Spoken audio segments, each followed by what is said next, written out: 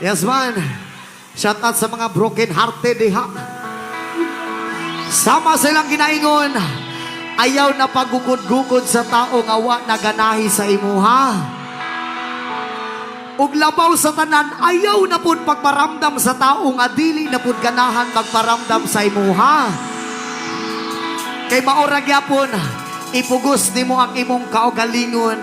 Kabalikat ka sa imong ex, ang imong ex igo ra kanya tilawan bihaan ka masakitan ra gihapon ka. Munang sayo palang daan, pangita ug magpalipay sa imuha. Pangita ug bagong magpagilok sa imuha. O pangita ug bagong magbasa-basa sa imuha.